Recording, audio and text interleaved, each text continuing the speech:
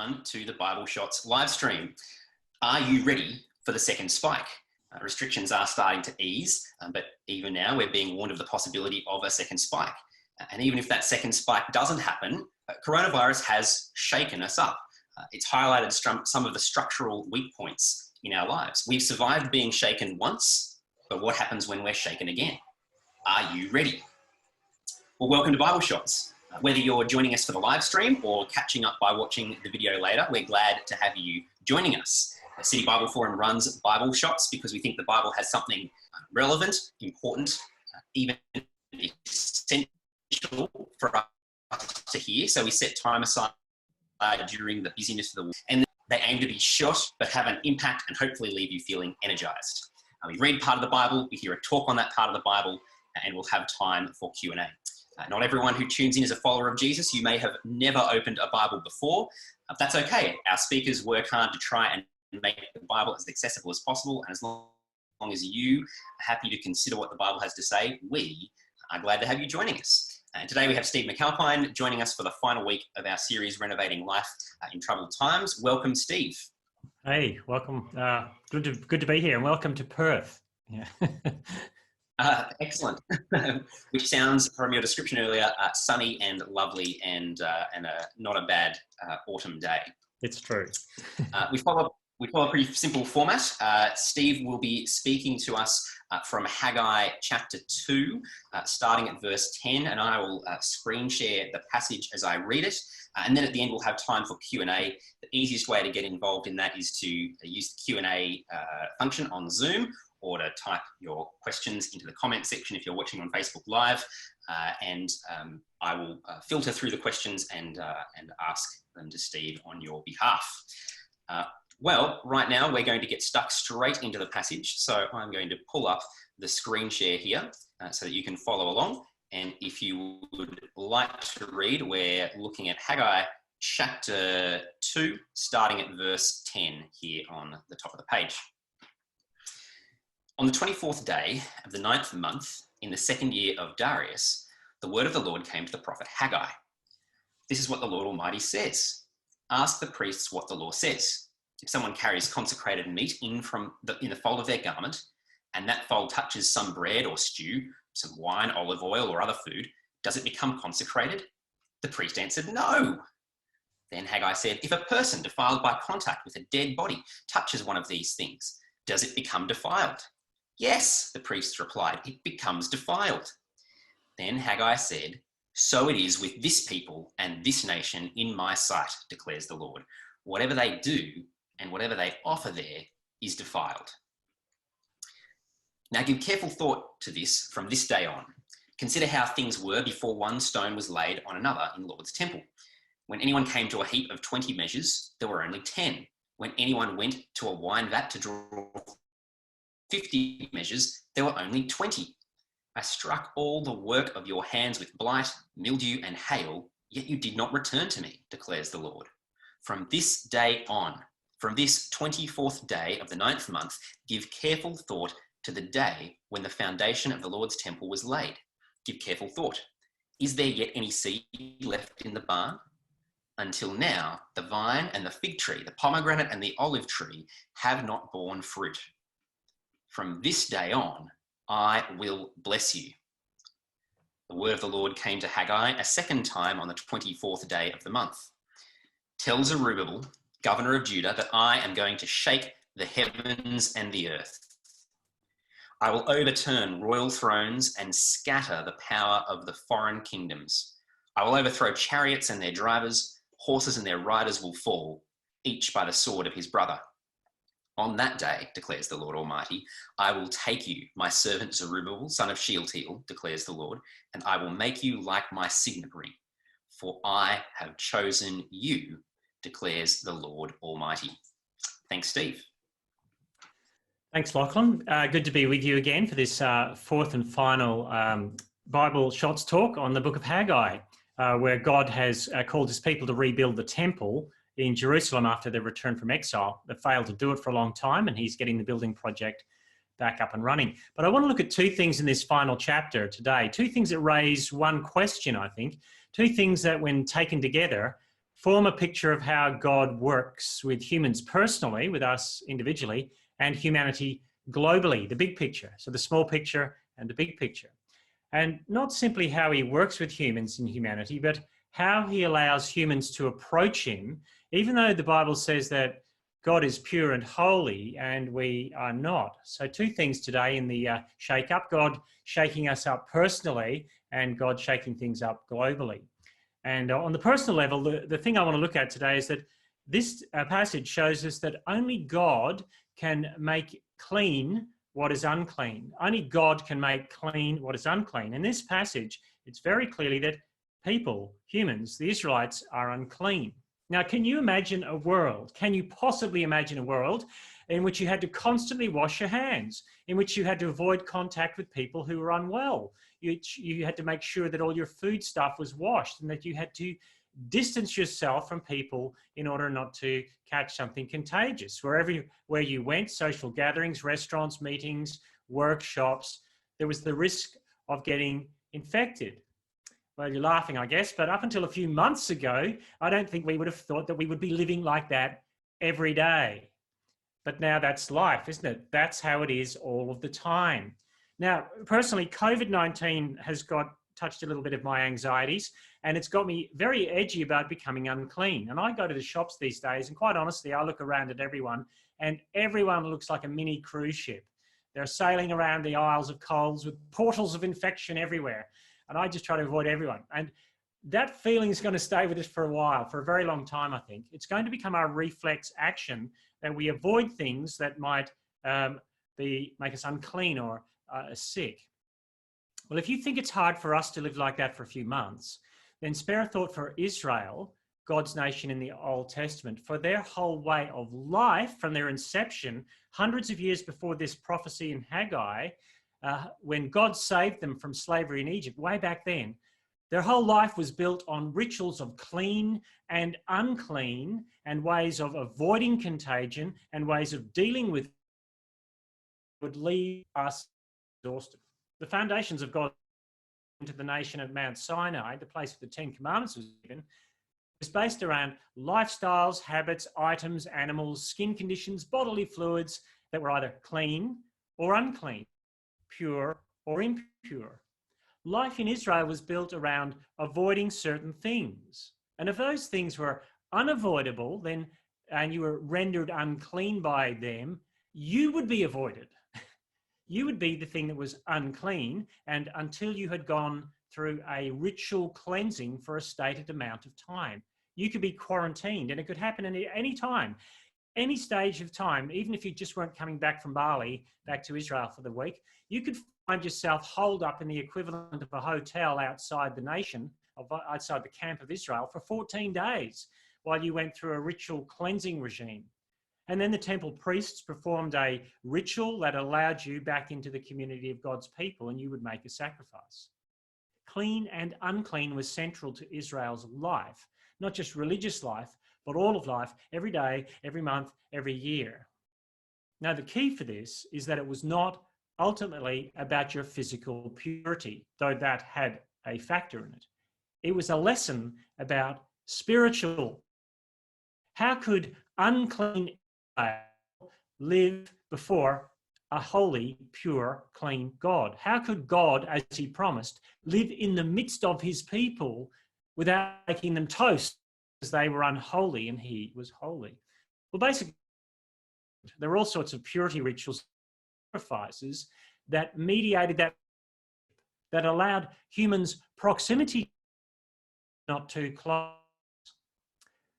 Only when these rituals and sacrifices were observed could God pronounce blessing on the people and his approval of them, which is why it's almost like a duh set of questions when you get to the passage in Haggai, where God is posing two scenarios in the reading, where he says to Haggai to go to the priest and said, look, priests, if there's consecrated food, or that's holy food set apart for temple use, if it touches other food, does that other food become holy, or is that what happens? And the priests go, no, haven't you read the law? Holiness doesn't transfer that way.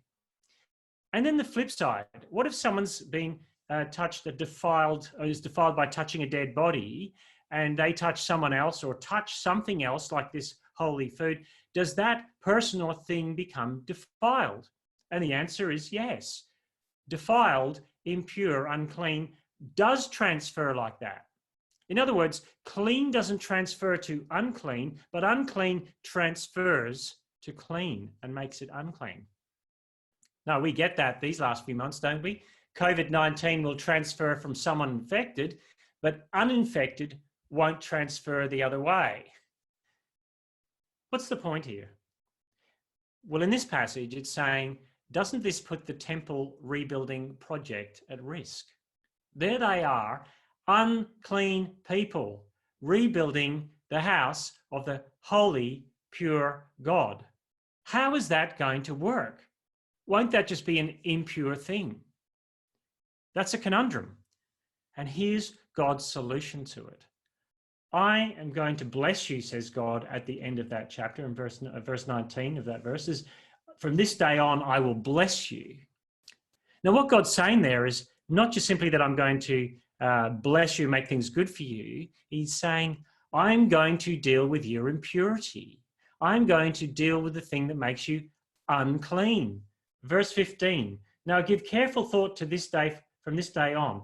Consider how things were before one stone was laid upon another in the Lord's temple. God's saying to the people, I want you to give careful thought to your ways. And that's a refrain in this short book, give careful thought to your ways. God's saying to the people, think back to the time when you were disobedient. Here's what was happening. I saw you as unclean.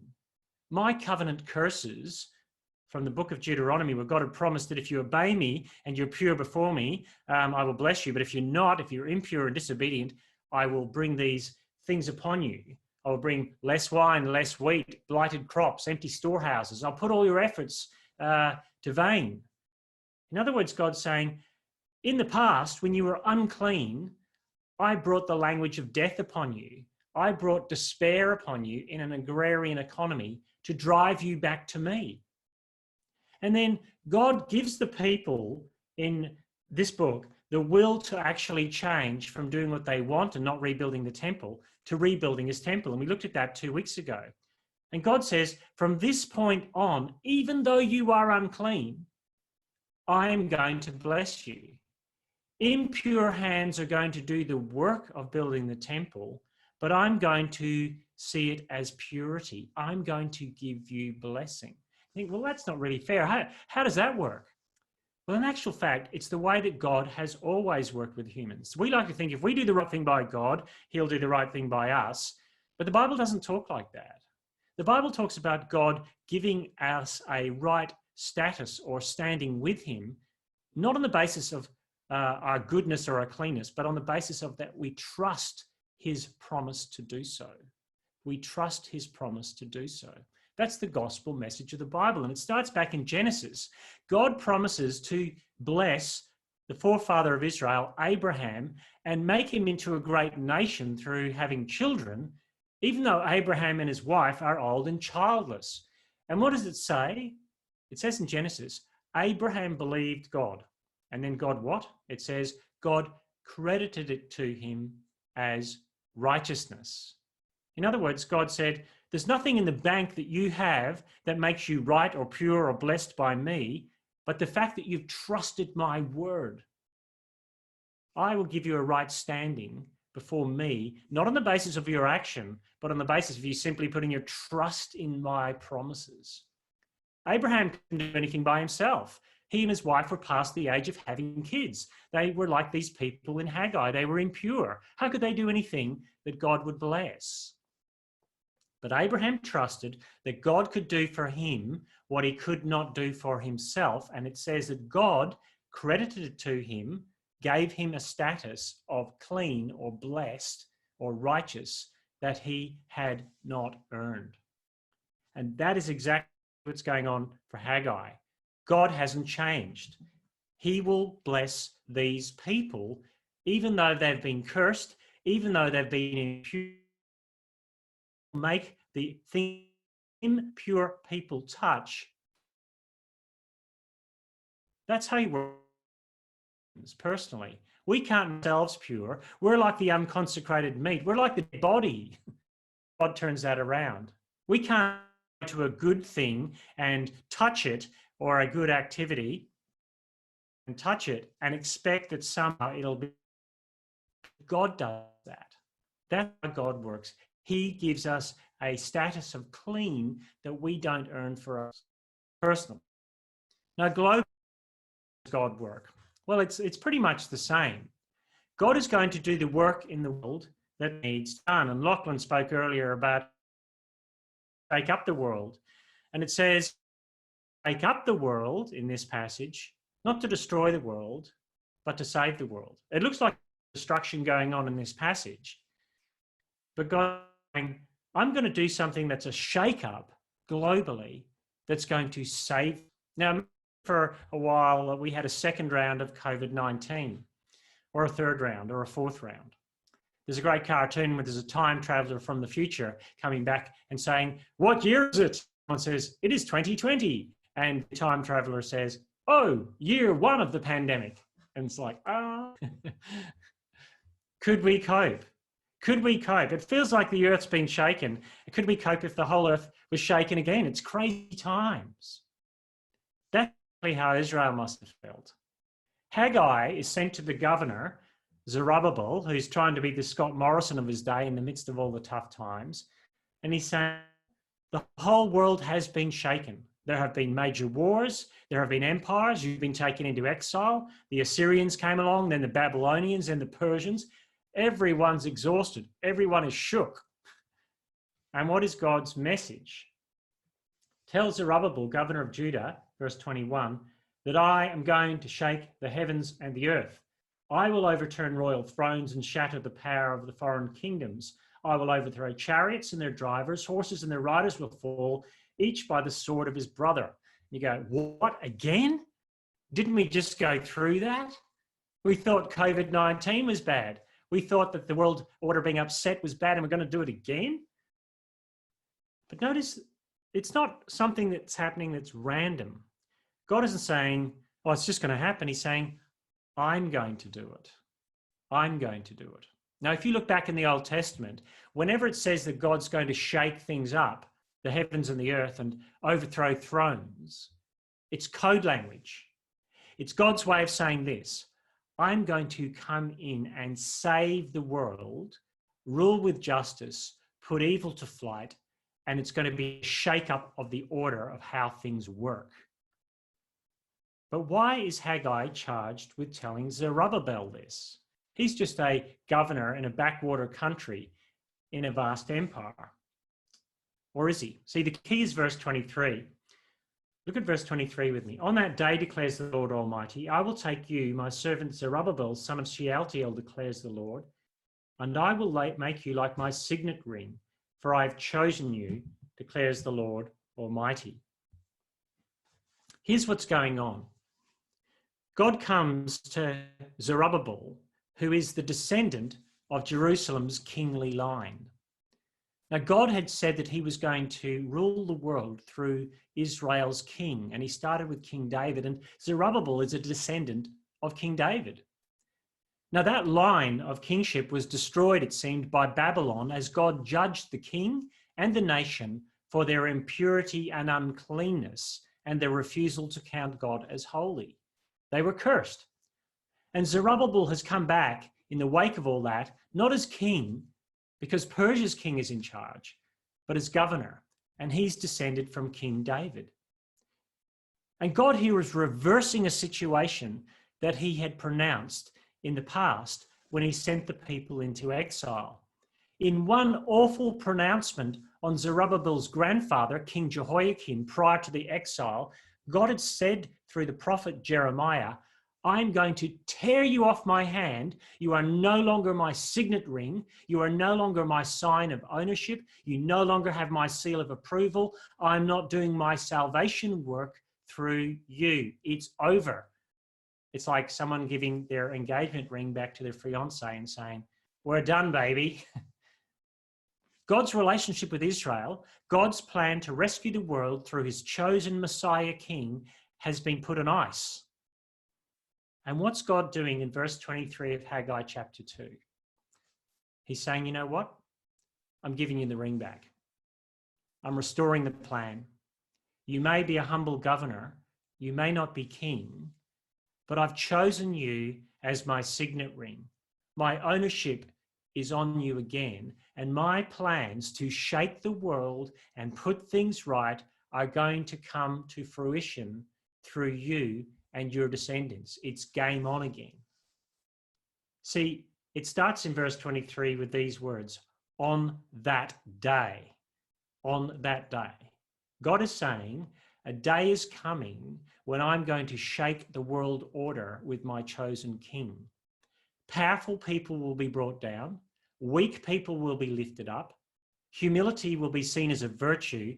Pride will be seen as a vice. Servant-heartedness will be seen as the future. And dominating people will be put down. I'm going to put the world right. And I'm going to do it not through impure, holy people, but through a pure and holy king. For the signet ring, as we look back on history, is King Jesus. He is the one towards whom this is pointing. That's the point of this promise. God stamps his ownership on Israel's king once again, and he will upset the whole world order through King Jesus. And God says, I'm going to do that. I'm going to clean the unclean. I'm going to shake up the world to save it through my pure king, King Jesus. And he is the one whose kingdom will overthrow all the other kings. Now, it's interesting, isn't it? Think about Jesus for a while. Whenever Jesus came around, whenever someone was unclean who went up to him, like an actual unclean leper, what happened? When that leper touched Jesus, did Jesus become unclean or become clean? What about a ceremonially unclean person like the woman who had an issue of blood, a flow of blood for 12 years that stopped her being allowed to go to the temple to worship? When that woman touched Jesus, did Jesus, as should normally have, become clean? No, the woman became clean and was healed. Whenever Jesus, the pure king, so when Jesus, the pure king, touches someone, they become. Jesus doesn't become impure, they become pure. God shakes the whole world establishment through the cross of Jesus, which the Bible tells us looks like foolishness, but is the wisdom of God. The cross is the place where the one who was pure, who had no sin, we are told, is made sin for us. Jesus is the fulfillment of the promise made to Zerubbabel. And that's a shake-up globally, because Jesus comes and shows that the world order is different to how the world powers want it. But it's also a shake-up personally, because if you think that you can clean yourself up enough for God, everything you touch will become unclean. But if you go to Jesus and you say, help me, I need to put my trust in the one who can make me pure, he will do that. If you want to be right with God, if you want to approach God, then your own good, clean works cannot be scrubbed up enough. No matter what sort of spiritual temples you build, no matter how much you obey, it's impure. We have to trust that God can do for us what we cannot do for ourselves. It's hugely offensive if you think you're pure enough for God. It's hugely liberating if you realize that you're not. And if this shakes you to the core, if this appalls you, it will change you to the core as well. It will appeal to you if you need to be changed. Let me finish with this constant refrain from the book of Haggai as I wrap up the 4 weeks. Consider your ways. Consider your ways. It's a good book to go back and read again and consider your ways. Thanks very much. Thank you, Steve, and thank you for taking us through the book of Haggai over the last 4 weeks. We do have a few questions coming through, but just a quick break to give you a chance to write your questions in and to give Steve a chance to grab some water.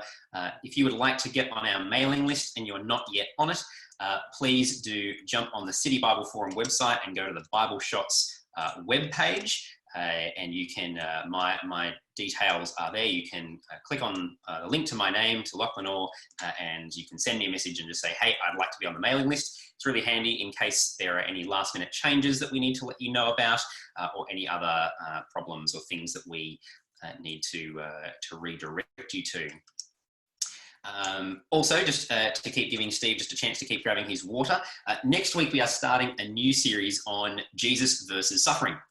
Most of the series will be with Rob Martin from City Bible Forum's Melbourne team. He's also the host of the Bigger Questions podcast, which you may have heard. And if you haven't, I encourage you to have a listen. But next week is a bit of an intro week. It fits in with the series, but it's a little bit separate. I'll be taking us through the testimony of someone who listened to Jesus as he taught about suffering.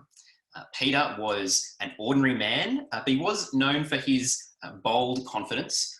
But whenever the future looked uncertain, you see that his outward confidence kind of melted like candle wax. But something changed Peter to a person of deep confidence, even when he was facing a bleak future. Next week, we're going to consider the words of Peter on the source of his confidence and why we too can have hope and even joy when the future is bleak and uncertain. So confidence in the face of uncertainty next week at Bible Shots. Now, Steve, we do have a little bit of time for questions, and there are a few that have been coming in. One that has come in, you mentioned that there are actually a number of times where the Bible talks about God shaking up the heavens and that being code for his saving, merciful work. Do you have any other examples that you can... Look, I'm going to have to look for them. You're going to find it in Psalms as well, so that God is going to... Psalm 99, for example, the Lord reigns, that the people tremble. He sits enthroned upon the cherubim, let the earth quake. And so what you get is this idea that God shakes things, and wherever God is, things get shaken up. But the first place that things are shaken up is Mount Sinai, where there's the mountains trembling. God's doing a work. So the idea of the heavens shaking is more to do with God actually doing something in the world. Often we think of it's nothing's happening because there's earthquakes or terror or anything like that. But that's exactly the opposite of what the Bible says. And of course, you've got the book of Revelation, where you see at the right in the story about the things, the cities of the earth collapsing and falling apart because of a great earthquake. And what happens in that is not so much that an actual earthquake's happening, though that may happen. It's talking about God is bringing things down according to his judgment, and he raises things up according to his judgment. So earthquakes, things like that aren't an evidence of God's absence, but an evidence of him actually doing something. And that's a crucial thing to remember.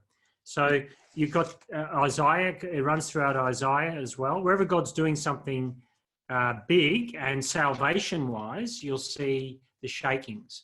You'll see too, when the crossing of the Red Sea, you see those ideas of the Psalms that speak about that. There's a churn and a turmoil that God's doing something. Thanks, Steve. Maybe to push that question a little bit further as well, God told ancient Israel he was shaking up the world. Can we know, or maybe how can we know that's what God is doing today in the midst of coronavirus? Well, that's a good question. Yeah. You must see everything that God's doing in the Old Testament through the light of the cross. And the great irony, of course, is that there was a great earthquake. When Jesus rose, the ground shook, everyone fell down, the tombs were split open when Jesus died, and it says, things were broken and there was earthquake and shaking and trembling. I think that those things happening there are the focal point of what God's doing in the world, that the cross is a focal point of God shaking and doing something in the world. You also see it in the early chapters of Acts when they're praying, the disciples are praying, and the room shakes and they're filled with the Holy Spirit. Those ideas of shakings are places where God does specific things that advance his salvation plan. So the whole event of the cross and the resurrection is a mini shake-up of the world. We see the sun going dark. We see all the things that the Bible talks about in the Old Testament where God's at work, smoke and fire and darkness and shaking happens at the cross and resurrection. How that means today, God's always speaking to us in everything that happens, primarily spoken to us in a son. The shakings up on that we have today are opportunities to stop, take stock of what's going on in the world and ask questions. What is God doing? We know he's in control. Is it advancing his salvation plan if he shakes up the world today? Well, if someone looks at the world and goes, like Russell Brand, for example, is doing lots of videos about prayer at the moment in light of people are praying in the midst of COVID-19. Is God allowed to draw attention to himself and his saving work? I think he is. Is he doing it specifically the way he did in the Old Testament? No, I think that was fulfilled in Jesus. And then everything that he's doing subsequently points us back to Jesus. That would be how I would take it. Cool. Thanks, Steve. We're just over time, but maybe one last question. You said the finished on the comment, consider your ways. What does it look like for us to consider our ways? So some of us are followers of Jesus, some of us aren't. What does it look like to consider your ways? Well, I think in this passage, especially, and in the consider your ways is take stock. Have a look at yourself. What's going on? I think COVID-19 has given us a chance to consider our ways because it's pressed a reset button, a bit like it did in Haggai. Think about it. Would you go back to the old normal, or do you think that things should change? Take stock of what you've done, how you've responded, the fears you've felt, and ask yourself, should I go forward and just mask them over again with white goods and holidays, or should I consider my ways? I think the Bible is always telling us to consider our ways because we are people who don't necessarily self-reflect very much, and the Bible pushes us back to do that. We've got a chance to do that now as we ramp up back to busy. Perhaps before we ramp up too busy, we might pause and consider our ways. And I think the Bible gives us an opportunity to do that and calls us to do that. Thanks, Steve. And thank you again for taking us through Haggai over these last few weeks. We'll look forward to hopefully having you again at Bible Shot sometime in the future. And to all our attendees, thank you for joining us online. We will be back this time next week. Like I said, we'll be starting a new series on Jesus versus suffering. Next week, I'll be taking us through Peter and his testimony about following Jesus and can we have confidence in the face of suffering. And then Rob Martin will be taking us for the following 5 weeks up until the end of the term. We'll look forward to seeing you same time next week. And until then, have a good week.